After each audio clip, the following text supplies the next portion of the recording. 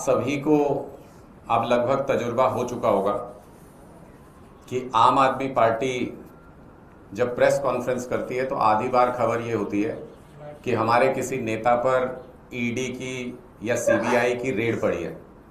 और इस बात के भी अब आप लोग अभ्यस्त हो चुके होंगे कि ईडी और सीबीआई की रेड आम आदमी पार्टी के नेताओं पर इसलिए नहीं पड़ती है कि उन्होंने कोई गुनाह किया है, बल्कि इसलिए पड़ती है क्योंकि उन्होंने बीजेपी में शामिल होने से इनकार कर दिया है।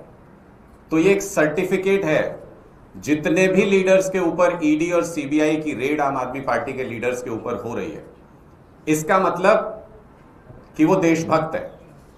इसका मतलब कि उन्होंने देश के खिलाफ जाकर बीजेपी के साथ मिलने से इनकार कर दिया। इसका मतलब कि वो लीडर जिसके ऊपर ईडी की रेड पड़ी है वो भारतीय जनता पार्टी के खिलाफ आम आदमी पार्टी के प्रचार अभियान में जुटा हुआ है। और ये कोई नई बात नहीं है। जैसे ही पश्चिम बंगाल खत्म हुआ, इन्होंने पंजाब में रेड शुरू कर दी। पंजाब के मंत्रियों के ऊपर, पंजाब के लीडर्स के ऊपर इन्होंने रेड करना शुरू कर दिया। कुछ नहीं मिलता किसी रेड में कभी भी, लेकिन ऑफर दिया जाता है हर एक नेता को कि तुम बीजेपी में शामिल हो जाओ। नहीं शामिल होते हैं तो रेड करते हैं, फिर भी नहीं शामिल होते हैं तो गिरफ्तार करते हैं।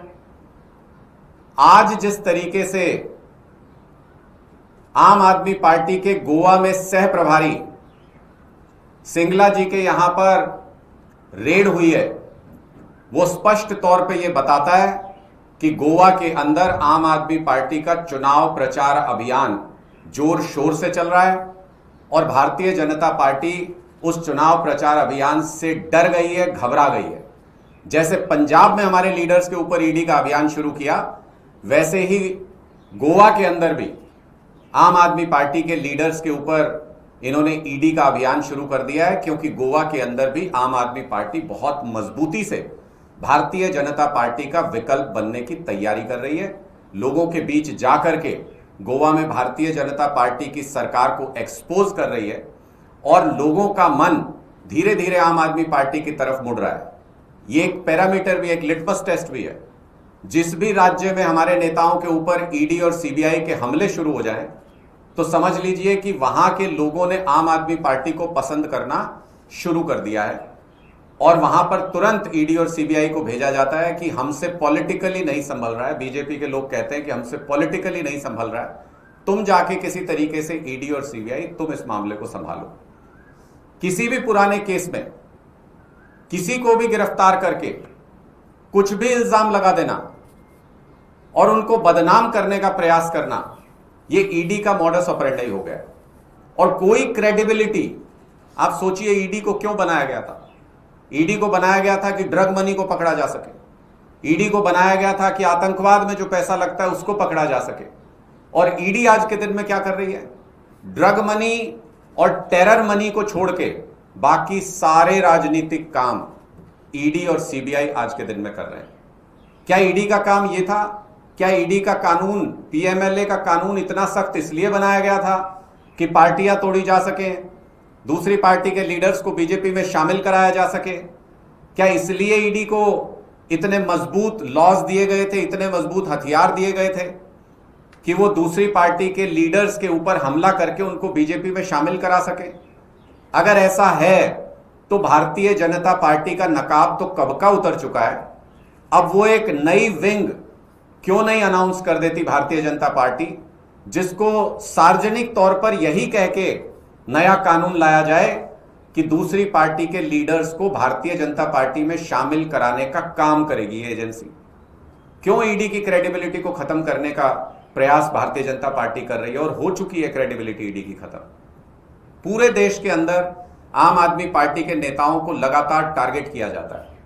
हमारा तो सवाल यह भी है कि अगर देश भर में कांग्रेस ये दावा करती है कि प्रिंसिपल ऑपोजिशन पार्टी है भारतीय जनता पार्टी की, गोवा में भी कांग्रेस पार्टी ये दावा करती है कि वो ऑपोजिशन पार्टी है बीजेपी की, वो टक्कर देते हैं वहां पर, तो इनके नेताओं के यहां रेड क्यों नहीं होती?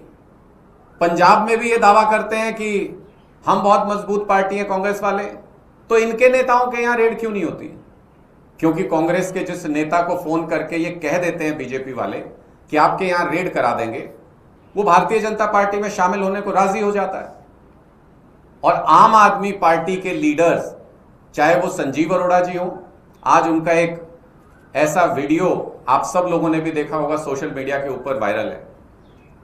खुद को हिंदुओं की पार्टी कहने वाली भारतीय जनता पार्टी कैसे एक हिंदू बिजनेसमैन अरोड़ा परिवार को तड़पा रही है, प्रताड़ित कर रही है, उस वीडियो में साफ नजर आता है।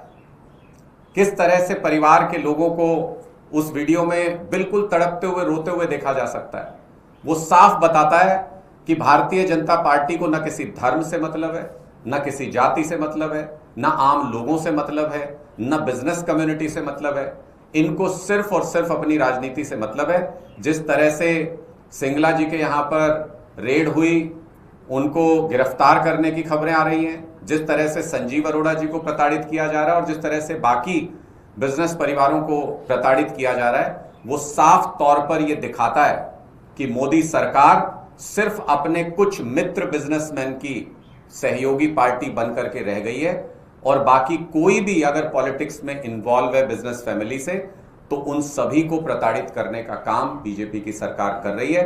हमारा साफ तौर पे बीजेपी से और मोदी जी से ये कहना है कि अगर आप में हिम्मत है और अगर आपको लगता है कि आपकी पॉपुलैरिटी आज भी बची हुई है जमीन पर, तो राजनीतिक तौर पर मुकाबला कीजिए, वोट के जरिए सीधे तौर पर मुकाबला कीजिए आम आदमी पार्टी का।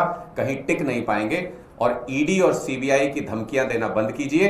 ईडी और सीबीआई से हमारे लोग डरने वाले नहीं है। एक नया पैरामीटर सेट हुआ है, जिसके यहां भी ईडी और सीबीआई जाए वो करप्ट नहीं है, जिसके यहां भी ईडी और सीबीआई जाए वो गुनहगार नहीं है। आज के दिन का पैरामीटर ये है कि ईडी और सीबीआई मोदी सरकार में जिसके यहां जाए वो कट्टर देशभक्त व्यक्ति है, वो देश के लिए लड़ रहा है, देश के लिए सिद्धांतों की लड़ाई लड़ रहा है और भारतीय जनता पार्टी उसे अपने लिए, बीजेपी के लिए काम कराना चाहती है। ये आज के दिन की सच्चाई बनकर रह गई। आपके कोई सवाल है तो आप पूछ सकते हैं। साथ जुड़े रहने के लिए सब्सक्राइब करें देश रोजाना के YouTube चैनल को और नई वीडियो की नोटिफिकेशन पाने के लिए बेल आइकन जरूर दबाएं। अगर आप ये वीडियो Facebook या Instagram पर देख रहे हैं तो पेज को लाइक और फॉलो जरूर करें और ज्यादा से ज्यादा शेयर करें।